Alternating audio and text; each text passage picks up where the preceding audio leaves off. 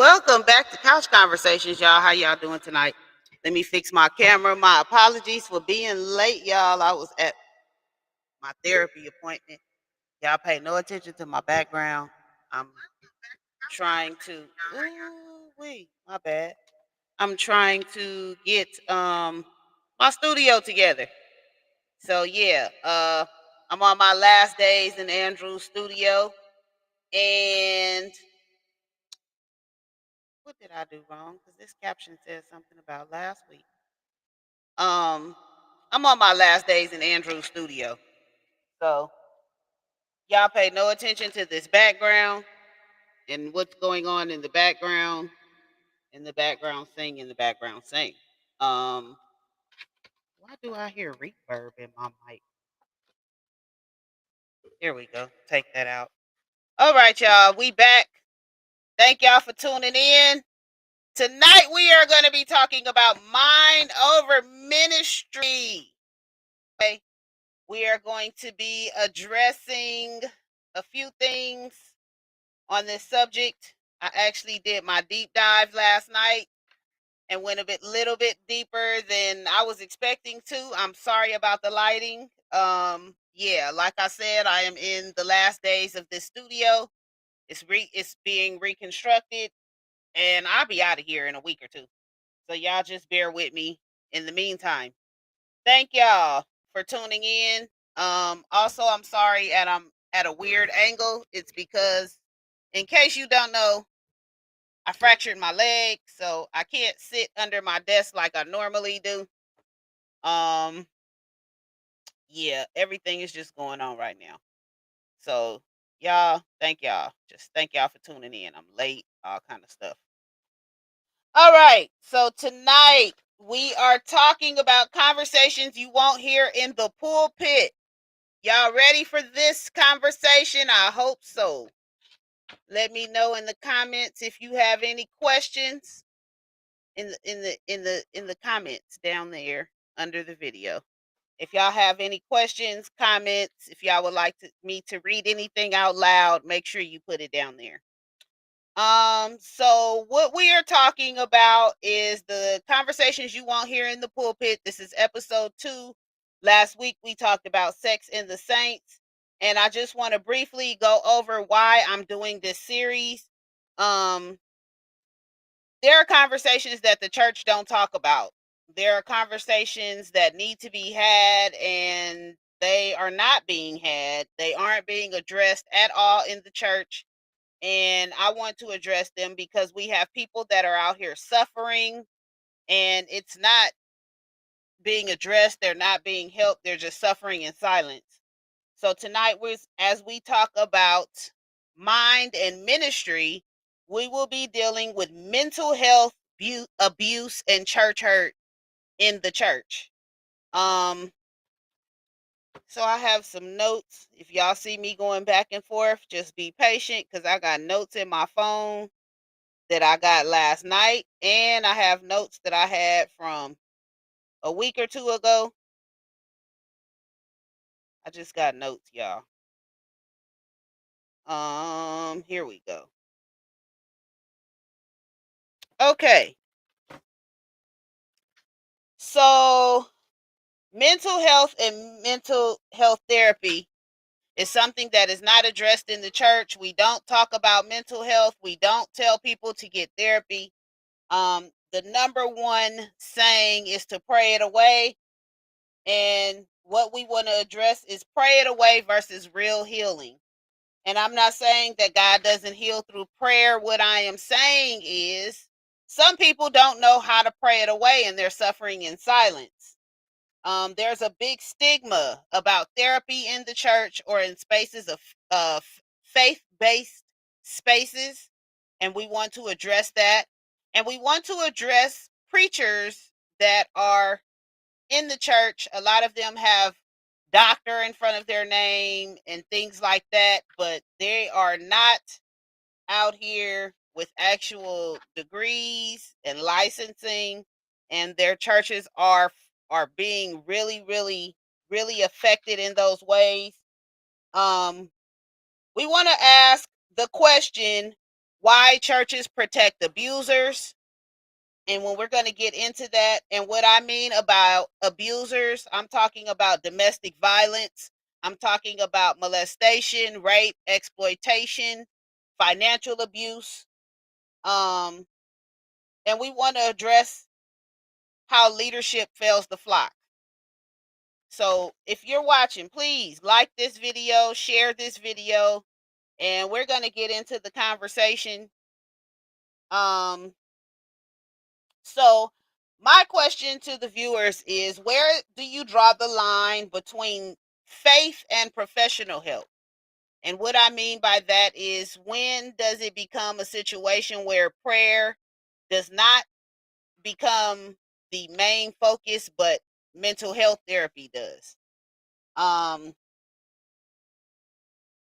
We also want to ask, how can churches create a safe space for victims of abuse, victims of church hurt?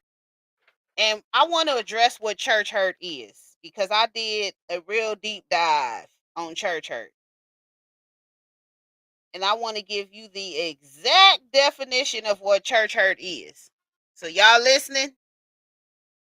Church hurt refers to the emotional, psychological, or spiritual pain that people experience as a result of negative, harmful, or abusive experiences within a church or religious community. So it's not just disappointment, it's deeper than that. Some people feel like, oh, you got hurt at church and that's normal, get over it. No, it's not just the disappointment, it is the wound that is left when somebody in the church or religious community hurts you. Church hurt is emotional, spiritual, or relational pain caused by members, leaders, or systems within the church, often involving betrayal, abuse of authority, manipulation, judgment, exclusion, or hypocrisy, resulting in a loss of trust, a loss of faith, or a loss of belonging. So that's what I mean by church hurt. When I say abuse, I'm talking about financial abuse, mental abuse, manipulation, and physical abuse, because it does happen in the church.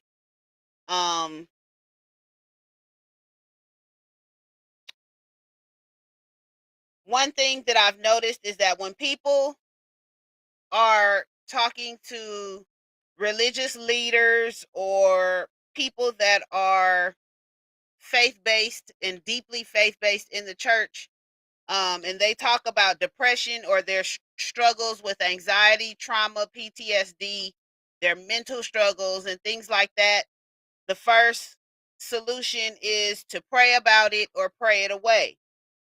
And I want to ask, why is it so taboo to tell people to seek therapy? I would like to know. I'm a big advocate on therapy, which is why I was 10 minutes late tonight. I was on with my therapist, who I see usually on Friday. Usually every Friday from 8 to 9, I am with my therapist. This week he has leaving for whatever reason that he can't be there tomorrow, so I did it today. Um, but I am big on therapy. The reason being is because therapy has helped me to deal with some of my trauma, some of the PTSD that I've been dealing with. It has helped me to be able to recognize when I'm going through certain things that I'm feeling, how to communicate these things to people. Um, it has helped me to draw boundaries with people. Boundaries are big. We need to draw more boundaries. Um, so I'm very, very, very, very big on therapy. And the Bible said faith without works is dead. And I understand that people feel like faith should be able to bring you out of your depression, but the therapy is part of the work. So I need y'all to understand that too. The therapy is part of the work. Okay. I wanted to talk about, when I say I took notes, y'all, I got notes. I got notes. I want to talk about mental illness in the church. A Lifeway research survey found that about 1/4 of U.S. pastors say they have personally experienced mental illness. Pastors under the age of 45 are more likely to report mental illness. Many pastors feel isolated or lonely. Nearly half of pastors admit to feeling lonely or disconnected.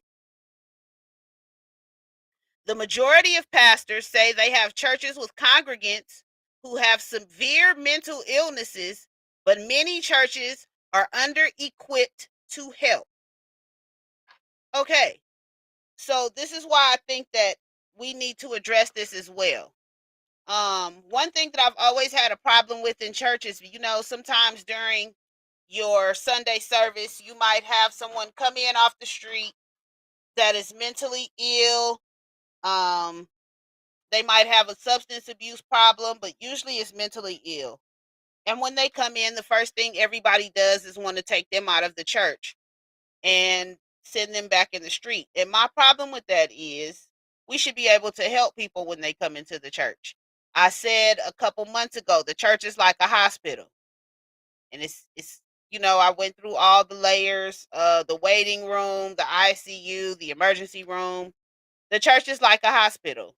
And when we're throwing people back into the street, how are they supposed to have faith that they can be helped or they can be healed? Um, I've noticed that more of the younger generation of churchgoers and believers are now starting to pursue mental health therapy. They are being transparent about their mental health battles, and they have stopped looking up to these spiritual leaders as superheroes. Um, I thought that was interesting. What impact did it have on you and my viewers? I would love for y'all to comment when you were told to just pray about something. And sometimes people go through things that are overwhelming, things that they can't handle, and people tell them to pray about it, and sometimes you can't pray. I know people just think that it's just so unrealistic, but sometimes you can't pray. And I want to know how y'all feel about some of this. Um,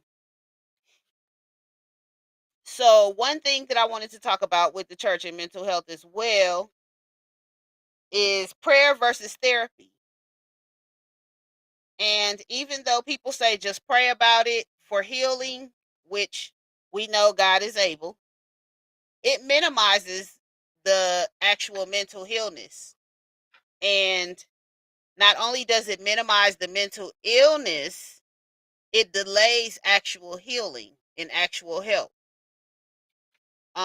Depression, anxiety, trauma, a lot of those things are hidden in the pews, people smiling, walking around, and scared to admit what they're going through because they don't want to be condemned by the church, or they don't want people in the church telling them that their faith wasn't strong enough.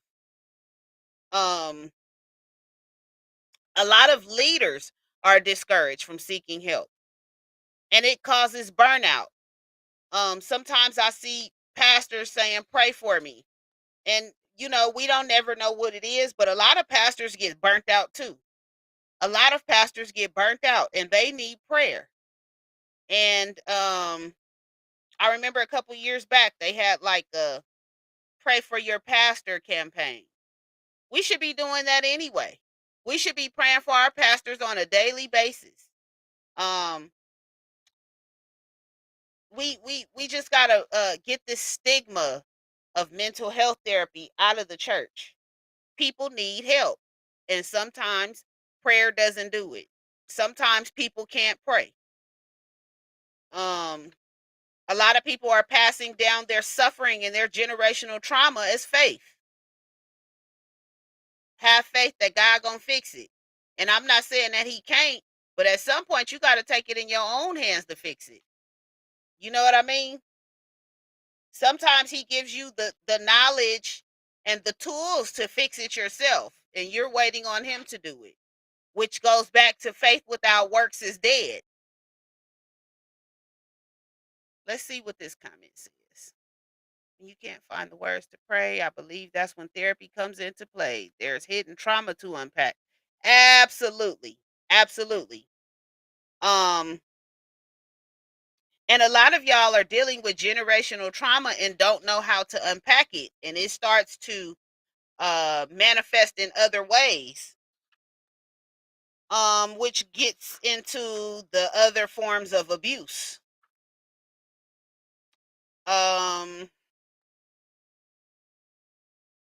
Pastors as counselors.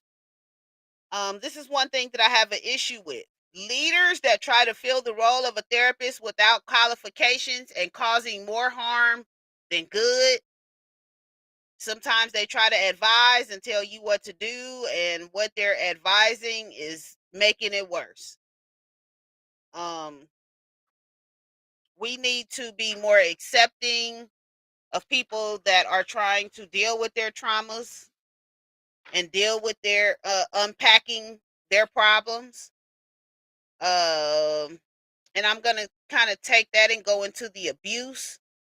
So church is supposed to be a place of healing, but for many it has been a place of hurt. And with that being said, it's been a place of cover-ups, abuse, manipulation, and uncomfortable truths. Did y'all hear that?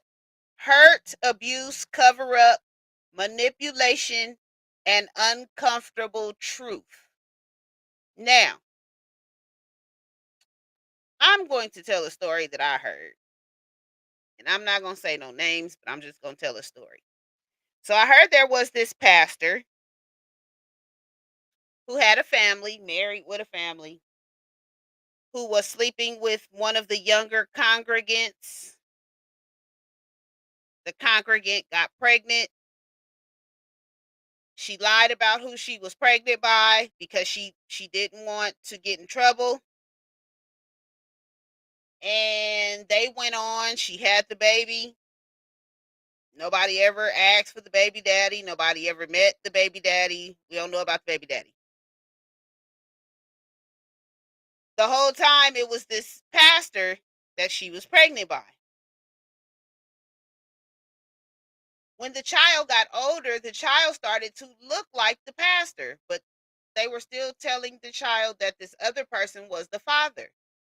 How do people sit in a leadership situation with things like that going on? That is abuse, because it's mental abuse. You slept with your congregant, you manipulated her. She was a very young woman. It's abuse, the cover up by lying about who the baby daddy is, the manipulation behind it all, the uncomfortable truth behind it all, the hurt that the young lady must be feeling after everything was said and done. And nobody talks about it. And not only is this a form of abuse, it's a form of church hurt. It's a form of abuse that we would want to unpack in therapy, you know? Often victims are told to stay quiet.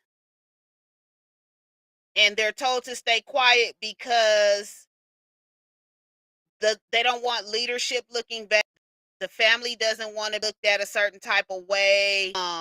And then the victim is, they're told they're shamed. Hey. And it's like churches don't want to admit that abuse has went on in their walls or in their space. And with that being said, how do you create space for someone who's in the congregation that has been abused when they're still under this leadership and they're being manipulated under this leadership? And then who holds the leaders accountable when they fail? Who holds the leaders accountable when they do this type of stuff? And I'm going to tell y'all something. Let me go back to my notes because this goes right in with my notes. And I'm going to tell y'all why. I read about some cover-ups. Now, these are examples of reoccurring church strategies to use to cover or minimize abuse in the church. Reassigning the abuser. So rather than removing them completely, leadership will move them to a different church in another state or a different department or somewhere where they're not noticed as much. And I've seen this at a very big church. Oh my God, I can't think of the name of it now. But their pastor was sleeping with a couple of members. And instead of them removing him, they moved him to Mike Todd's church to work in the office. I thought that was kind of weird, but yeah, it's the reassigning the abuser instead of removing the abuser. And it's often done with a certain type of treatment that won't make the actual church look bad or won't signal anything to the congregants. Sometimes it's called rest and reassignment. Okay. Number 2, secrecy and non-disclosure. Keeping reports of abuse quiet, not informing the congregation, the public, using internal channels to keep it quiet. Sometimes victims are threatened, discouraged, excommunicated, ostracized, and bribed.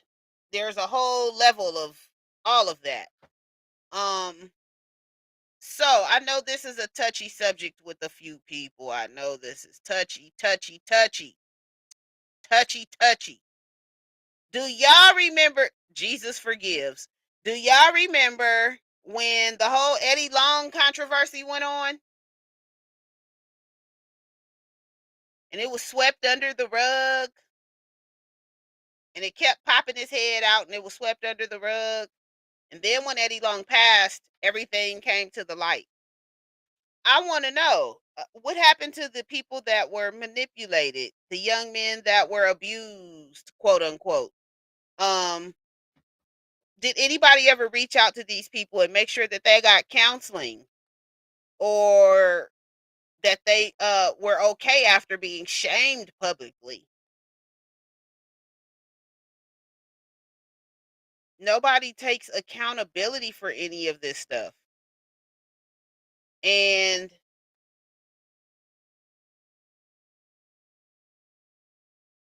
the church hides its wounds and they never truly heal. Accountability is not the enemy of faith. Accountability is not the enemy of faith. Accountability is not the enemy of faith. Okay? I need y'all to hear me on that. Why is it taboo to confront abuse, whether it's sexual, spiritual, emotional, or financial? And the reason why is because it threatens the church's image and the leader's authority. Did y'all hear that? Did y'all hear that? Confronting abuse, sexual, spiritual, emotional, or financial threatens the church's image and the leadership authority. This is why cases get swept under the rug. Jay Flash, you talking about I'm messing up the church's money. I told you next week, episode 3, we gonna talk about dollars and doctrine. Oh, y'all gonna want to be here for that. Okay, I'm telling y'all for real, y'all gonna want to be here for that. Why is it that the victims are often silenced or blamed or ostracized from the church?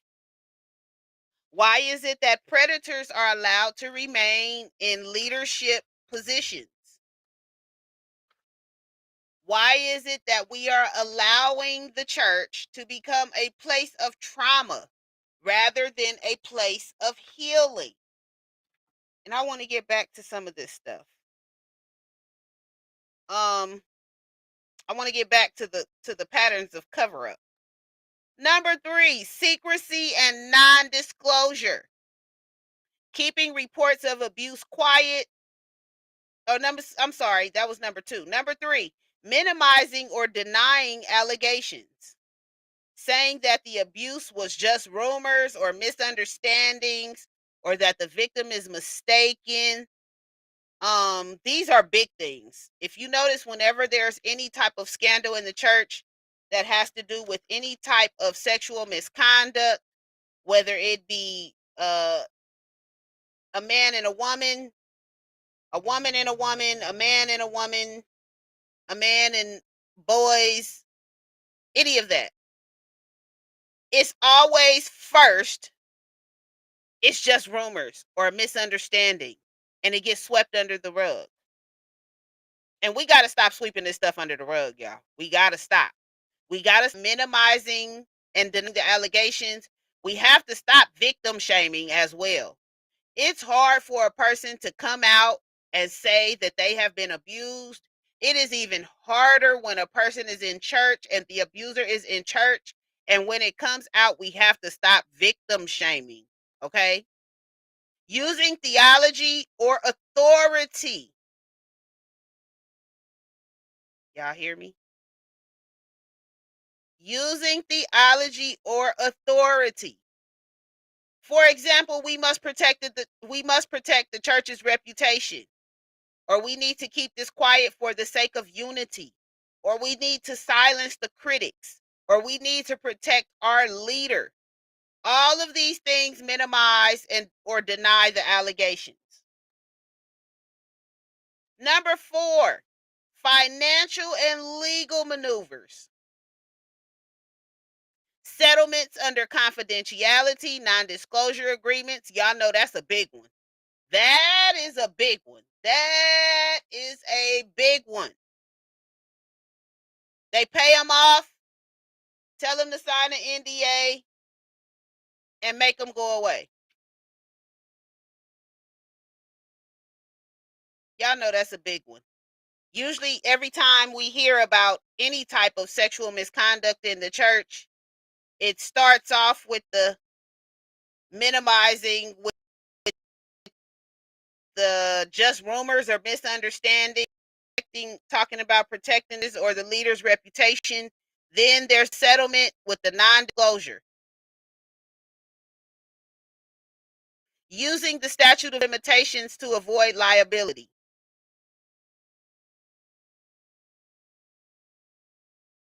Having lawyers encourage churches to avoid public admissions. If you notice, when TD Jakes was accused of being at the Puffy parties,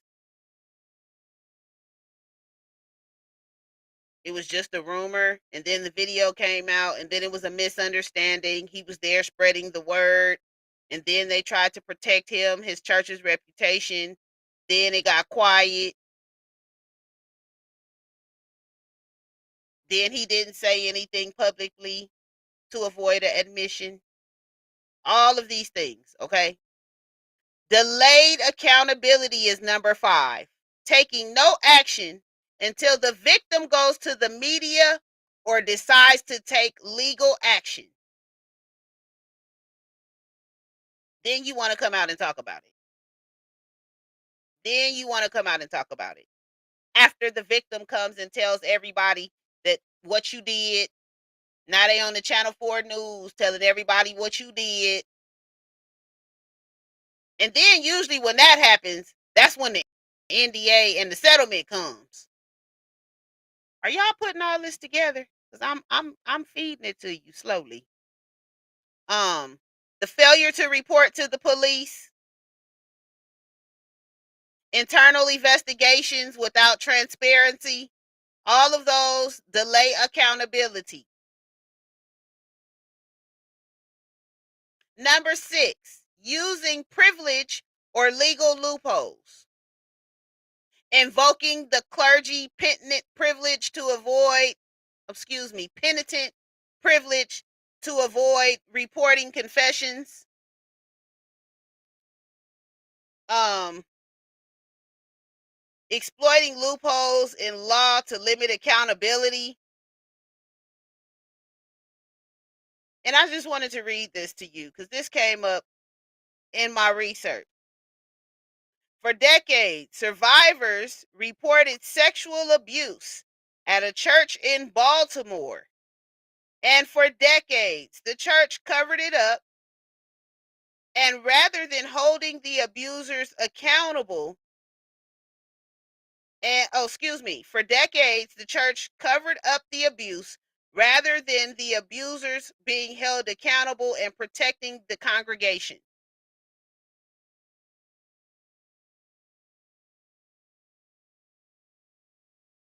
The Southern Baptist Convention investigation, a secret list of over 700 offenders, many church leaders were neither aware of it, nor did they want to share it. So now we talking about 700 offenders, part of the Southern Baptist Church, and they don't want to release who they are. They are protecting them. Like, these type of stories are stuff that make people want to just leave the church alone. I'm so serious. Um, I've heard about, and this is on a personal note, I've heard about uh children being abused in the church, the abuser being found, the abuser being covered for, um law being involved, denials, all these types of things, and then the abuser is still sitting right there in the congregation in the church. And yes, they do just transfer them to other areas. I was just speaking about that a minute ago. They just transfer them to another area. Um, let me see. That was number 1, reassigning the abuser. Rather than removing them, leadership moves them to a different church, a different department, or a role where they're not out in the front and their space is just a little bit weaker. We gotta do better, y'all. We gotta do better. Um, so abuse is not just sexual, it's emotional and it is spiritual. One thing I wanted to talk about in this particular episode was not just sexual abuse, emotional abuse, or spiritual abuse. Let's talk about financial abuse. Let's talk about it. I have an issue. I shared this a couple weeks ago, and a couple people like put the awe face on there and the wow face. You should not be exploiting your gift for $1. If God seriously called you to work, to minister, and to call people to worship, to bring people to worship, if you're really genuinely called, if you're a prophet, a prophetess, whatever your position is. I believe, and this is my personal opinion, y'all could eat me up in the comments. I really don't care. I believe when you minister, you should not have your Cash App flashing, scrolling. Y'all see my Cash App scrolling at the bottom? If I was on here ministering, there's no way y'all would see that. I'm just talking about taboo church subjects. And if I touch you, amen. But I'm not ministering. I see people on here, they want to give you the word and they want you to hit their Cash App so that they can give you a word. I do not believe that you should be doing that. I believe that is where financial abuse comes in at the church. Y'all know Juanita Bynum was charging $1,500 for a prayer. That is financial abuse, financial exploitation, spiritual exploitation, exploitation of the ministry, pimping your gifts. Yes, yes, apostle, pimping your gifts. I do believe that if God called you, he's going to take care of you. And I'm not saying, if you got to fly across country to give the word that they shouldn't pay for your ticket, yeah, they should. Because if you call me to come across country and come sing for you, baby, I'm going to need you to send me that ticket or hit that Cash App. I'm talking about sitting here on this live on Facebook, Instagram, TikTok. TikTok has it really bad. I see people on TikTok and they will sit there all day with the Bible open and quoting you some scriptures and telling you if you want to know what the Lord has for you in your life, just hit my Cash App and I'm going to give you what the Lord, thus said the Lord, and what the Lord has to say. Well, if the Lord gave you a word for me, he gave it to you to give to me. And I'm pretty sure he didn't tell you to charge me for it. I'm pretty sure. I'm pretty sure. And I know a lot of people don't like that. A lot of people, when they come to you and or you go to them and you want to talk to them about prayer or getting a word, the first thing they want to do is send you a Cash App or tell you what they Zelle is. You can Apple Pay them. They used to have the show Preachers in LA. That was one of my favorite shows ever. I did not miss one episode of Preachers in LA. But what my problem was with Preachers in LA was one specific preacher was on there, and I know who it was, and I'm not going to say his name. One specific preacher was on there, and he was talking about if you want him to come preach at your church, he needs a per diem. You need to take care of his bodyguards. You need to pay for his armor bearer, him and his entourage to come to you. He wants you to pay him to preach. You need to take care of all the arrangements. That's just too much. That's too much. If God gave you a word, I need to hear what thus said the Lord without it costing me $7,000 now. I'm sorry. I'm sorry. And one of the comments says, my pastor always said, if you take care of God's business, he'll take care of yours. And I believe that's what I was taught. That is what I believe. I tell people, even with what I do, it's people that I help that God sends me to them. And I will tell them I was drawn to you.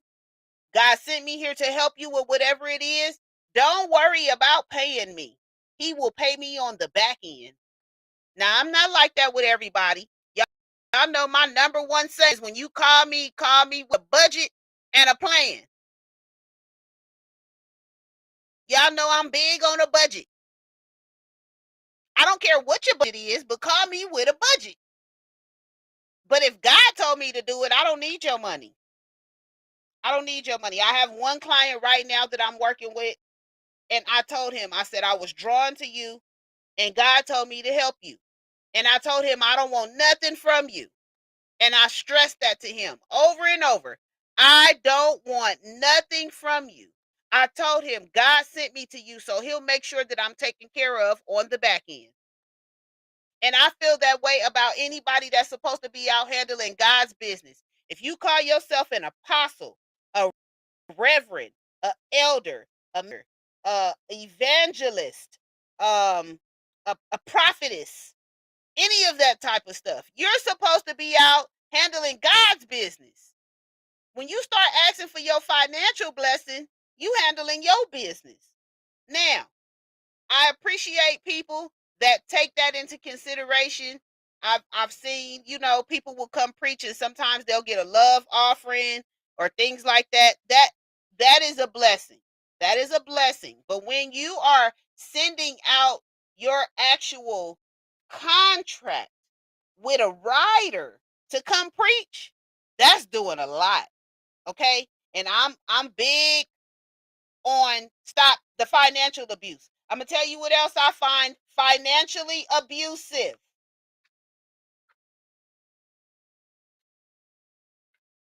These pastors that direct all their ministry towards single women, taking their money every Sunday, telling them if you keep giving, God gonna send you your Boaz. Everybody is not meant to have a Boaz. How about that? Everybody trying to be Boaz. I need my Boaz. I'm looking for my Ruth. And then the movie that came out didn't make it no better. I seen somebody posted the other day they was waiting on their Ruth. Everybody is not meant to have a Ruth or a Boaz. You might be meant to have a Job.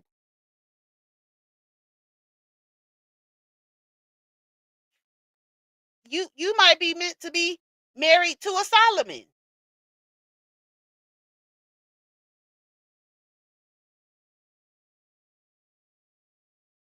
Everybody waiting on the same thing. And there are people out here that preach over and over and over and over, and all they talk about are what these single women want to hear, not what God is giving them, not what the truth is. They out here preaching these messages over and over to a congregation full of single women, telling them what they want to hear so that they keep giving in the offering. And these women out here going broke, thinking I'm about to give up my whole paycheck because Pastor said my Boaz is coming. And God didn't even have a Boaz for you. How about that? How about that? How about that ain't who he had for you? You waiting on Boaz and God had Adam for you, and Adam then walk past you and you can't see it because you waiting on Boaz because the pastor told you waiting on Boaz. If y'all pay attention now, a lot of ministries are geared towards single women because they know single women want to be married. They want to be in a relationship. They want to have a good man, especially if you in church. Oh, you want to have a good man. And that's what all they sending out is what you want to hear. And they taking your money in the process. They not telling you, hey, sister, you waiting on a Boaz, but that ain't who God got for you. God wants you to be by yourself. I'm just saying. I'm just saying. And I know I'm not the only one that feel like this. I know it's some of y'all out there feel like this too. That single women's ministry, boy, let me tell you, if you out here with a single women's ministry and you know what you doing, they gonna give you all they money, and you not telling them the truth. And it's better to face an uncomfortable truth than a comfortable lie. I'm sorry. I'm sorry. Everybody isn't meant to be married. No, they are not. They are not. So I want to just talk about, let's see how much time I got. 15 minutes. So I want to talk about some of the various degrees of church hurt and taking accountability for church hurt.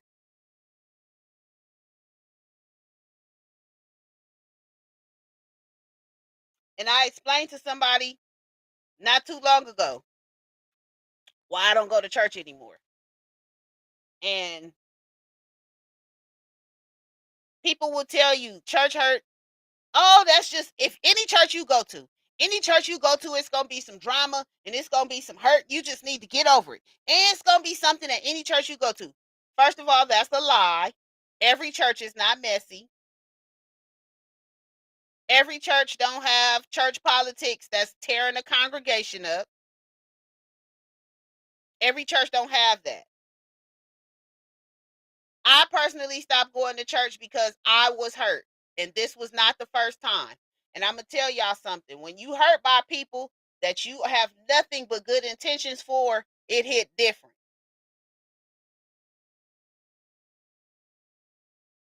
With everything that I do, and I've talked about it on this show before, when I started going back to church, because y'all know I went through years and years of not going to church. When Couch Conversations first started, I told y'all I wasn't going back to church, and it was going to take something dire to get me back.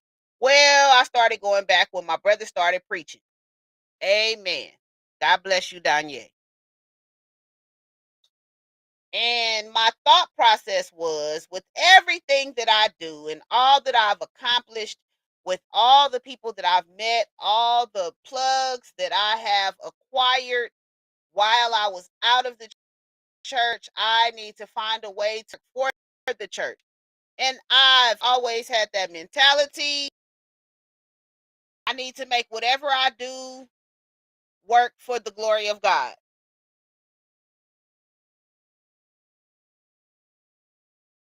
When you give up your business, and this is why I left my church. I think I said this before on a previous episode, but I'm going to tell y'all today if I did. I gave up my business for 1 year to help the church because I said I didn't want to spread myself thin and I didn't want to spread the people who I do business with thin. I shelved all my projects except my block party. That's annual, and I will not shelf it until we're done with it. I shelved all my business for a year to help the church. And during that year, every dollar that I made at my events, I gave it to the church. Did I raise a lot of money? Depends on who you're talking to. But every dollar that I had, I gave to the church. Now, usually when I do anything, any type of fundraiser, any type of anything, I take out a third. And I usually do that to cover my personal expenses that I had to incur while putting the event together. But during this particular time, I did not take out a third. I gave every dollar. And whatever expenses I incurred for the event, I ate it. So not only am I losing money in my business, I'm also eating the costs, et cetera, et cetera. And I was okay with that. It was for the church.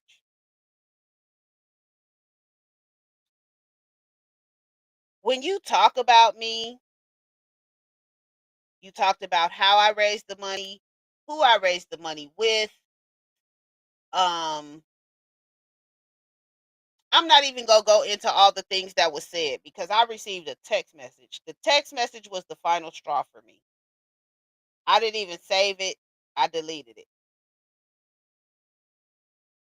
The text message was the final straw for me, and I left the church. I gave them the money that I raised for them, and I left. And I have not been back except for one time to support my grandmother.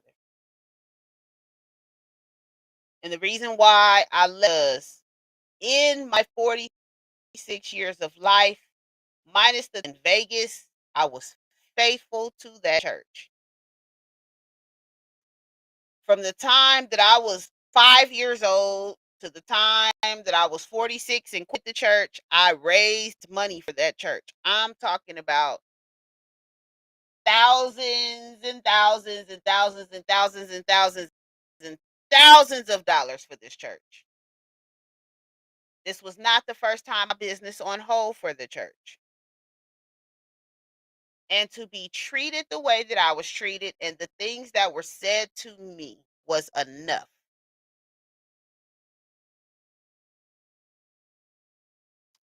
That type of church hurt was something that I had to talk to my therapist about because I could not believe how I was treated by one, the people that I grew up with in the church or that watched me grow up. Two, the people that I had talked to about why I was doing what I was doing. And three, the people that I knew I was doing it with my whole sincere heart.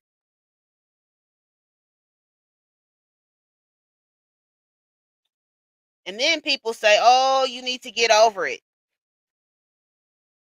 Everybody goes through church hurt. And you know what? I have heard stories on top of stories about church hurt.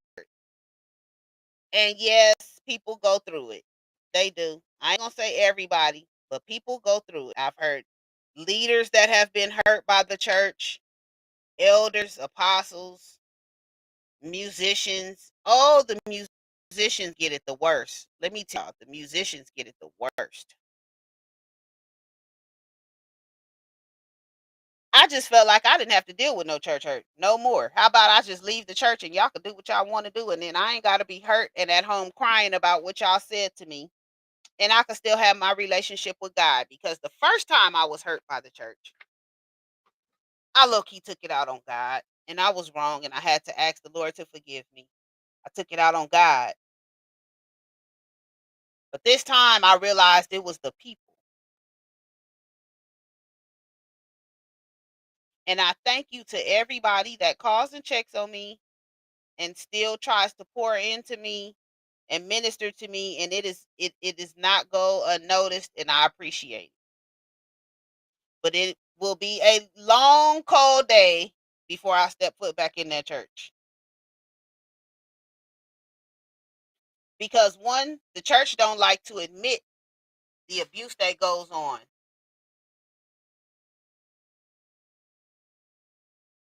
That hit a little what the average church people experience. Yeah, yeah, yeah.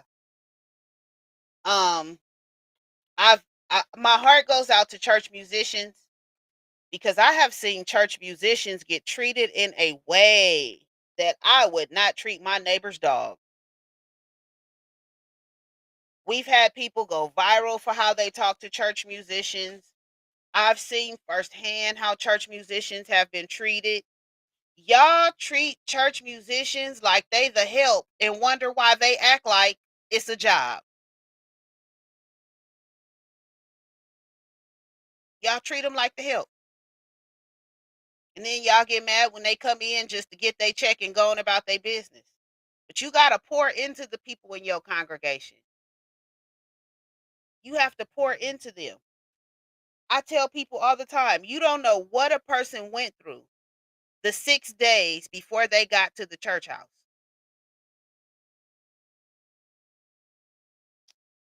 I remember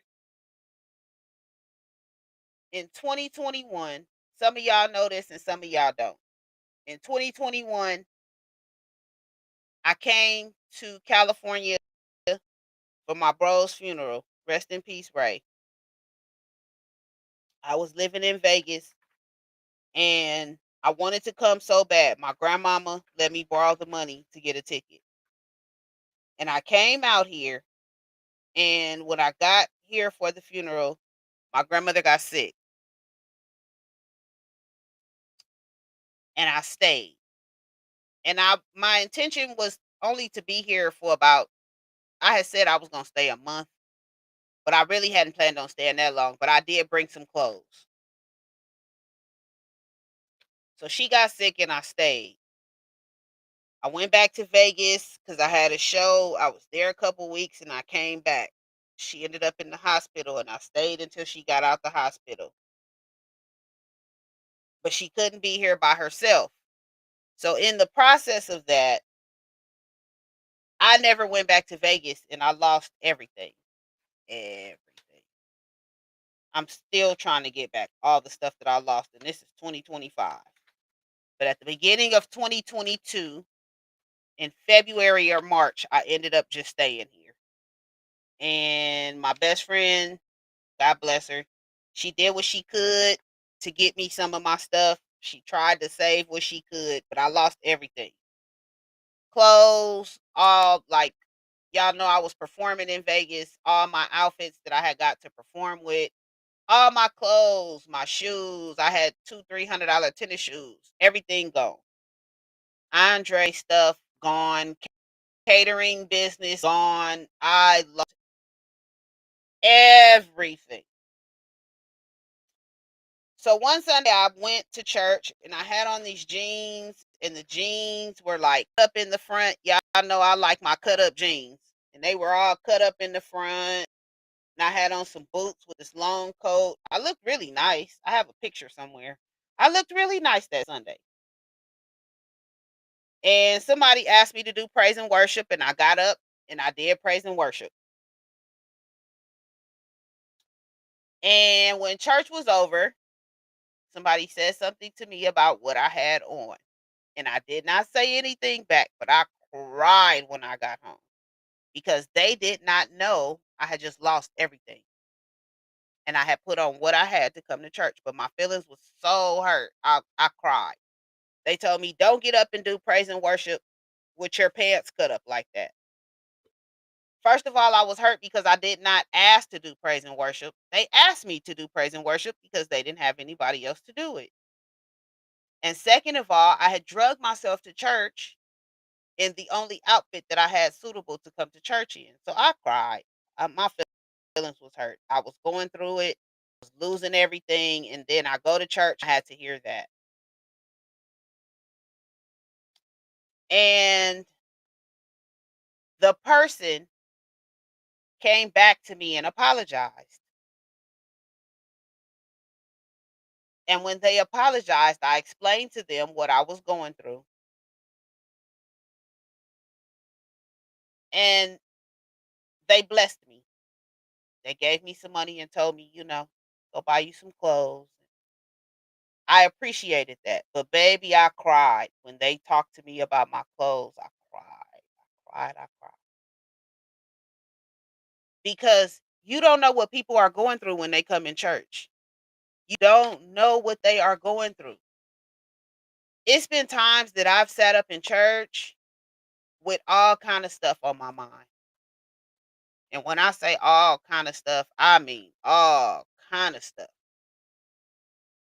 Um, when I was like 19, I believe, I tried to unalive myself. And I went to church after that. And it took me a long time to go back because church people are so judgmental. They are so judgmental. Here I am at church after trying to unalive myself, and I'm trying to get my life together. And then somebody comes and tells me that I'm not saved. I need to try again. Let me tell you something. If ever you're trying to get your life together, find somebody that can be a spiritual mentor to you, somebody that can have your back and talk you through when things like that go on, because church people will hurt you the worst. And we need to start taking accountability for church hurt, straight up. How we talk to people at church, how we handle people at church, because you don't know what they're going before they get there. And your words could be the words that send them over the edge, not to the edge, over the edge. I was explaining to somebody a couple months ago, be careful how you talk to people because you don't know what's on their mind when you're speaking. And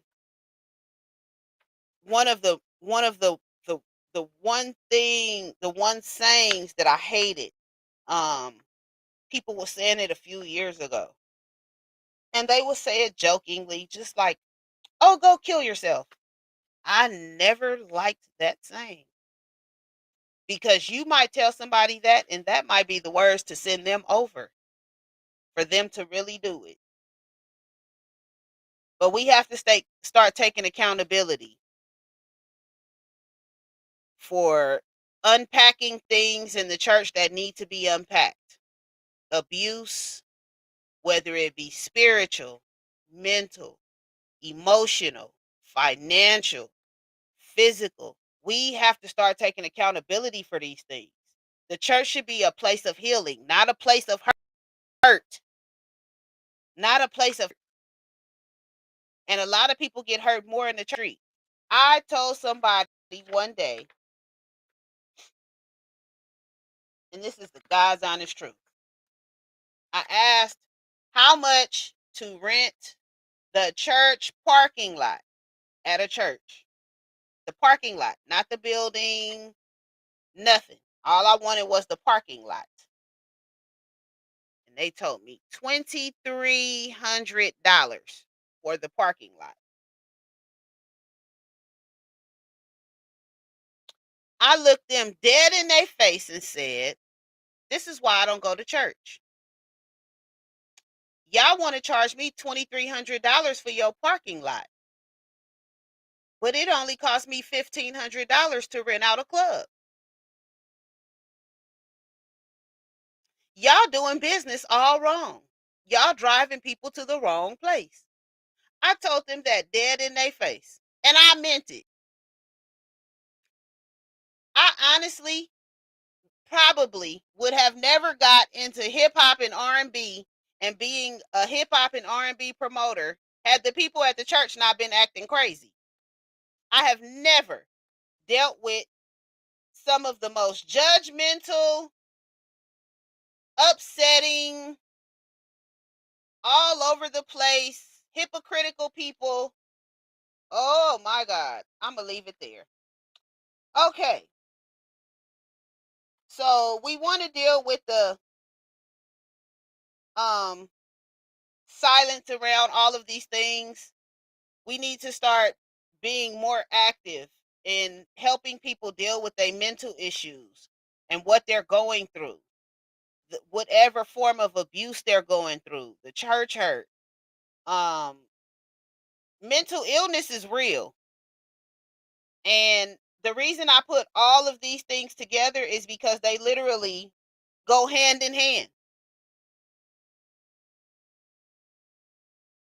Church hurt, abuse, and mental therapy go hand in hand. We have to stop ostracizing people. We have to stop making people feel small and belittling them because they want to get therapy or they want help with their mental illness. Some people need to be medicated. Now, me personally, y'all know I have been very open about mental illness on this show. It is no secret. I am bipolar. I have mood disorder. I suffer from depression. These are all things that I have talked about numerous times on this show. I have no problem talking to my therapist every Friday from 8 to 9. Am I medicated? Absolutely not. That's why I talk to my therapist. I have a standing appointment that I do not miss. I chose not to be medicated because I tried the medication. Oh, when I first got diagnosed, they put me on that bipolar medication, baby. I was spaced out. I didn't know what was going on. So I'm not going to lie. Around that same time, Joe Budden was diagnosed with bipolar disorder. And he had just started his podcast. and he went in depth about controlling bipolar disorder and how to not be triggered, how to recognize your triggers, and all of these things. So I am very, very in tune with my emotions, how I feel when I'm getting irritated, when I'm getting triggered. I know what my triggers are. I know. Is the church, let me see. The church is supposed to be a hospital, but how can healing take place when the hospital is causing the hurt? So yes, let me talk about this real briefly because I mentioned this a couple weeks ago. And then I'm gonna go ahead and close, and we're gonna wait till next week to get into the rest. The church is like a hospital, and when you go to a hospital, you have a waiting room. The waiting room is for the people that are just there. They're waiting, they're trying to see what's going on with their loved ones. They're just waiting. You have the emergency room for the people that need to be seen right now. Right now, it's a dire emergency. They can't wait any longer. It's people like that in the church. Then you have outpatient services where people come in and they get what they need and they go out. They come in, they get what they need, and they go out. Most people in the church running on outpatient services. They coming in, they get what they need on Sunday, and they go out.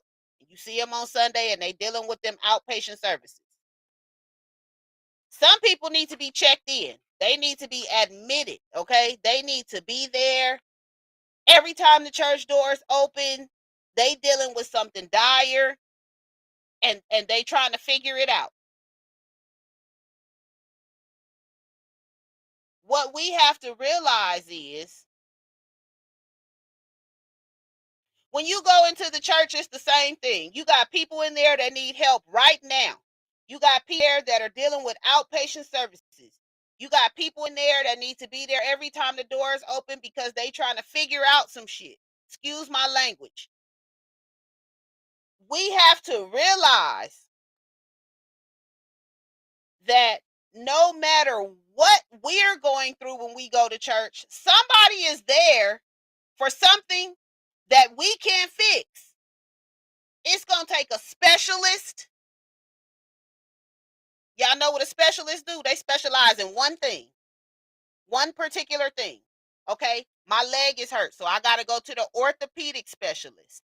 When my back was hurt, I was going to a neurologist. If you a child, you go to a pediatrician, a specialist. They deal with that one thing. Some people need a specialist.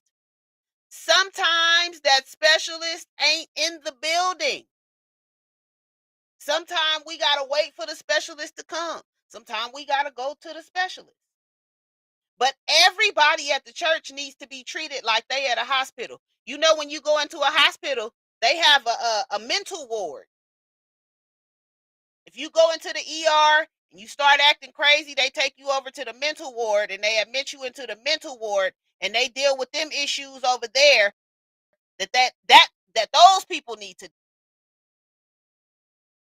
Okay, the night I went to the ER for my leg, there was a young man in there talking to the nurse, and he was in the ER too. He had hurt himself, but as he was getting treated, he started telling the nurse, "You know, I'm 5150, and I think I'm having an issue right now, and I think I might need to go over to the mental ward." And she started talking to him, and she said, "Well, if you meet me down over there, I could get somebody to take you, and I'll go with you, and we'll get you admitted into the mental ward." Now, I'm gonna tell you why that is important. Because it could take one thing to push that man over the edge. Even though he was in the ER, he needed to be in the mental ward as well. And anything in that ER that would have went wrong would have pushed him over the edge and sent him over the edge beyond the mental ward. We have to remember, just like we have all these things in the hospital, outpatient, ER, um, waiting room, all these different places in the hospital, all these places exist in the church. You got to be careful how you deal with people, even in everyday life. You have to be careful how you deal with people. People wonder how road rage occurs. You want to know how? Because they done already hit their last nerve, and then here you done came and honked the horn. Now you done pushed them over the edge, and they done rammed into the back of your car. You don't know where people at mentally on a day-to-day basis. So I'm gonna need y'all to be aware. Be careful how you treating people.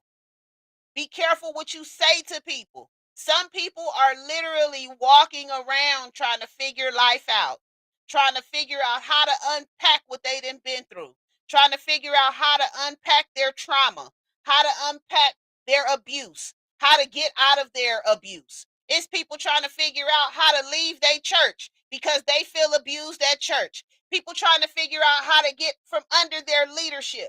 We have to deal with people every day and meet them where they're at. I love telling people, meet them where they at.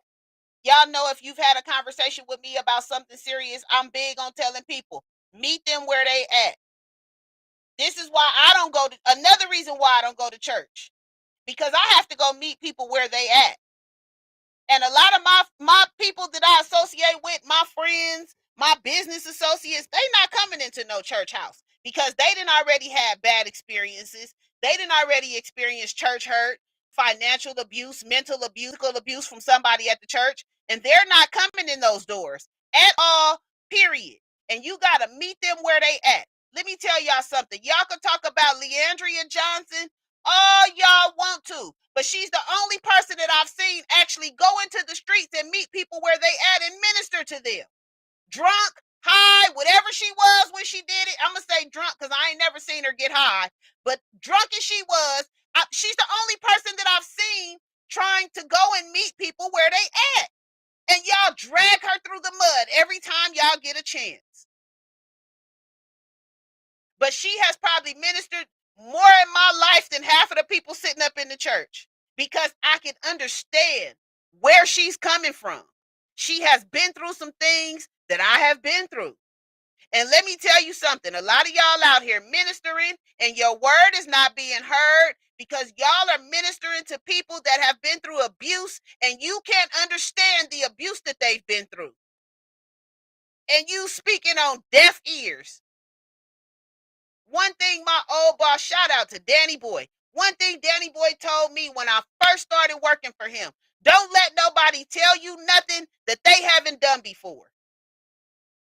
You want to know why I don't like nobody telling me about restaurant business? Because I actually ran a restaurant. He trusted me to run his restaurant. I know what it is to sit down, have to do the book, the payroll, the inventory, pay the bills, make sure it's money. I know how to run a restaurant. Can't nobody tell me how to run a restaurant because not only have I ran his restaurant like it was my own, I've managed 3 fast food places. So you can't tell me nothing about fast food. You can't tell me none of that unless you've done it.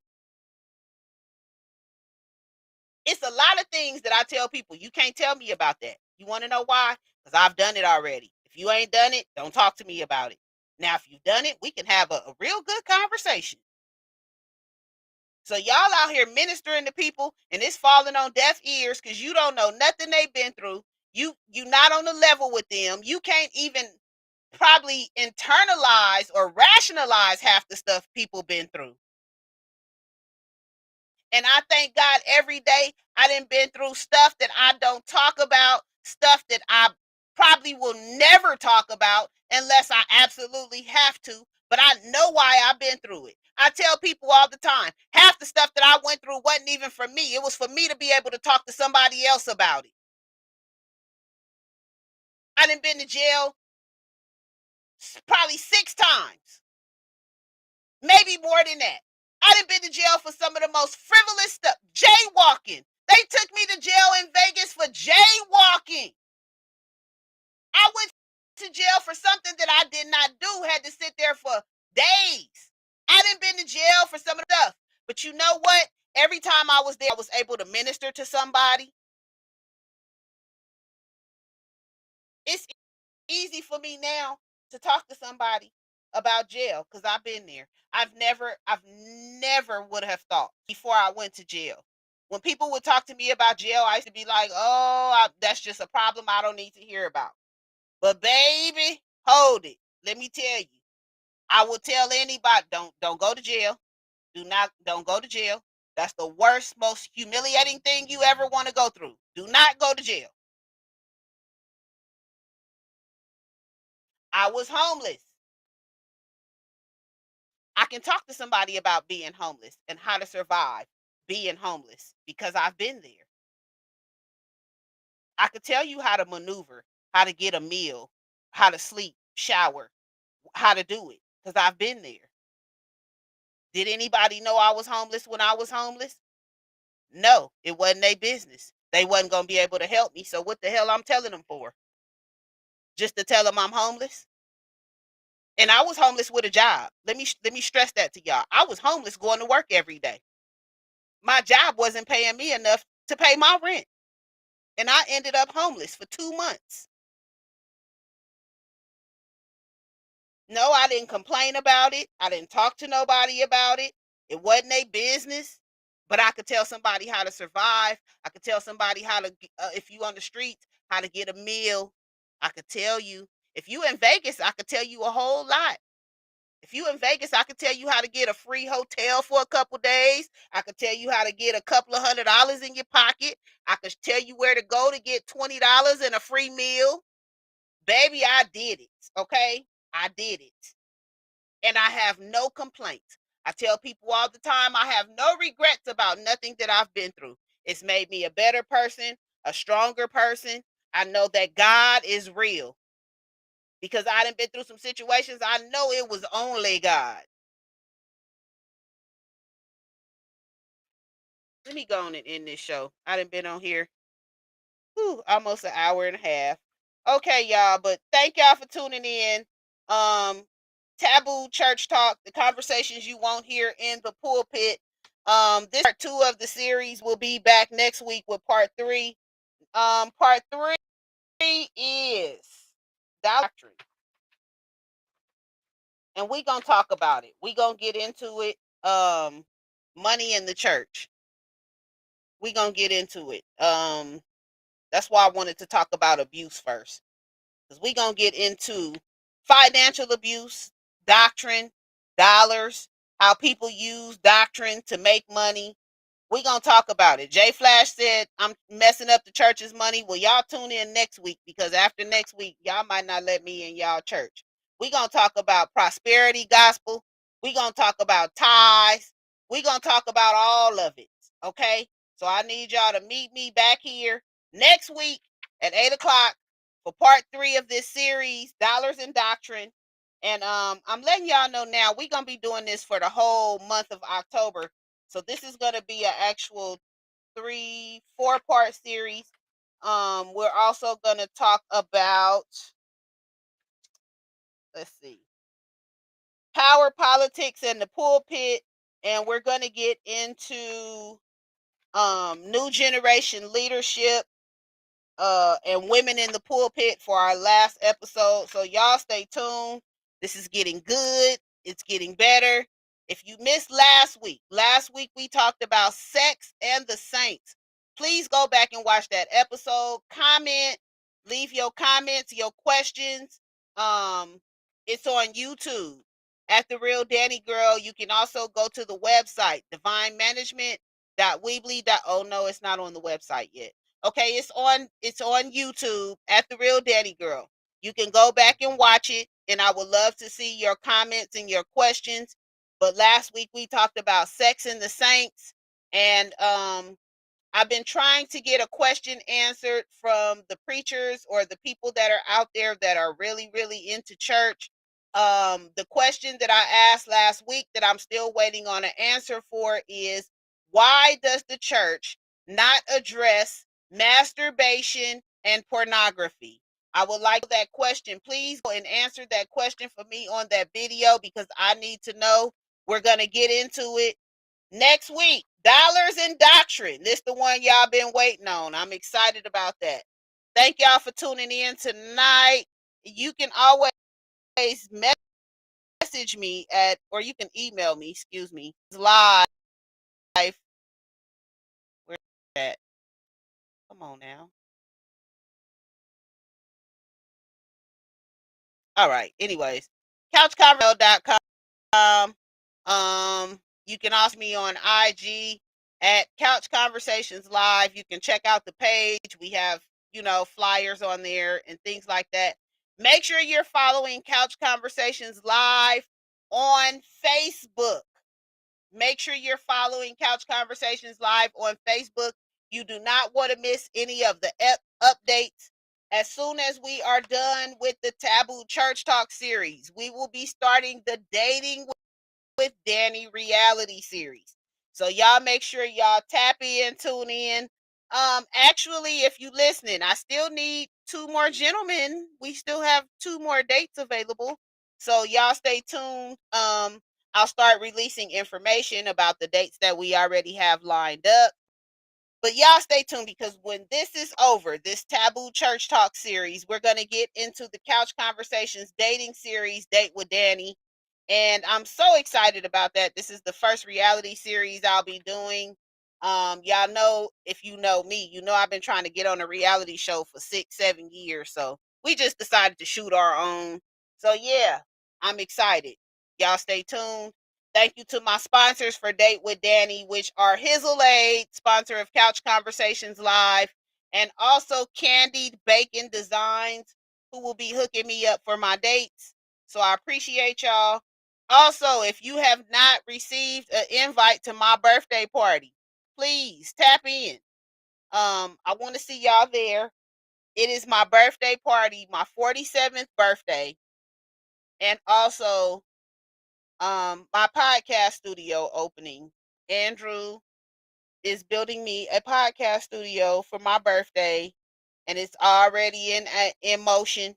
So y'all will get to see the official podcast on November 4th. So in the meantime and in between time, y'all gonna be seeing all kind of weird stuff in the background, because his studio is being remodeled, my studio is being built, so I'm in an in-between stage. But if you have not received an invite for the party, please let me know. I would love to have you there. We'll be shooting content that day. We have a couple people coming out to perform. Um, Shout out to everybody on the bill. J Flash, KJ, IE's Littest Dyke, Antipas. Y'all know I gotta have me some gospel. And Antipas does that gospel reggae that I just love. Um, so Antipas will be here as well. And a couple other people. I just want to give a shout out to everybody. Shout out to Candy Bacon Designs for my birthday outfit. We'll be doing the unboxing before my birthday. And if you would like to be a part, just hit me up so I can make sure I send you the RSV link. Just every Tuesday night at 8 p.m. Pacific Standard Time. Make sure you download the Podbean app and join us for the Danni Gyrl Show. So if you have not heard about the Danni Gyrl Show, if you don't know exactly what it is, because I know I've been talking about it for the past few weeks, the Danni Gyrl Show is my podcast on Podbean, where I play the latest in indie music. Always the best of the best. Right now we have some greats in rotation. The Jays, Billboard Rogers, Dizzy Live just got in the rotation. I love her music. And let me tell y'all something. I don't just play R&B and hip hop. I do have some gospel songs in my rotation, some inspirational songs. Shout out to G Smooth, shout out to Dizzy Live. We're gonna put a couple more in there. Um, so yeah, y'all make sure y'all tune into the Danni Gyrl Show Tuesdays at 8 p.m. Download the Podbean app. Look for the link on my Facebook. It's always posted on my Facebook every week, so you can join in. Make sure, if you are interested, you follow the Danni Gyrl Show on Facebook as well. You can vote for your top 5 artists. You can keep up with what's on the show. You can see who we're playing. I post people that's in the rotation on there. So you can follow us there, the Danni Gyrl Show on Facebook. Um, if you have any questions, or you would like to be on the show, make sure to reach out to me at 702-578-6716 by text, not by call. And next week we will be doing part 3, Dollars and Doctrine. Thank you to everybody. Be sure to show your support. Y'all see I got at the bottom of the screen down. Y'all see that down there? Y'all see. Make sure you support Cash App, The Real Danni Gyrl, Apple Pay, The Real Danni, Venmo, The Real Danni Gyrl, Apple Pay and Zelle, 702-578-6716. Thank you to everybody that does support. And all money that you send me will go toward my new podcast studio. So all support is appreciated. And I'll take it as a birthday gift from you, okay? On my birthday, we will be going live that day. I'll be having a couch conversation special. I'll be shouting out everybody that sends me a birthday gift. And if you would like, you can go to the birthday party link, and there is a Target wish list. So, you have options of trying to get me a gift. I tried to do that because every year y'all be asking me what I want, and I don't be knowing. So this year, all I want is something for my podcast studio. You can give me a gift card, a gift. I don't care. Thank you to everybody that was watching. Thank you, Apostle Huggins. Thank you, thank you, thank you. And I will be looking for that inbox in the morning. Thank you for joining me tonight. Y'all make sure y'all come back next week. Bring a friend or 5. Make sure you have your popcorn and something to drink. And we gonna get into Dollars and Doctrine. And the reason I'm really doing this is because we need to break the silence on these taboo conversations that they're not having at church. People are out here suffering, and we are avoiding what the problems are. So I appreciate everybody for tuning in. I thank y'all so much. I went overtime, but the conversation got good to me. Love you too. I really do. And I just want you to know you one of my favorites on the prayer line. I ain't gonna tell nobody else that, but you one of my favorites. If you on the prayer line, I'm there. Okay.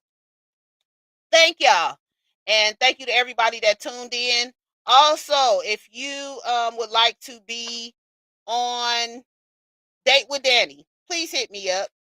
Let me know. We still have a couple spaces available. And make sure that if you are out there and you are an artist, make sure you sending me your music so we can get it in rotation on the Danni Gyrl show. If you would like to be interviewed on the show, let me know. Shout out to Shorty V. She's been on all my platforms at least twice. So I love you, girl. Thank you. And that's it for tonight. And as I tell you every week at the close of any of my shows, thank you. Have a divine night and peace. God bless you.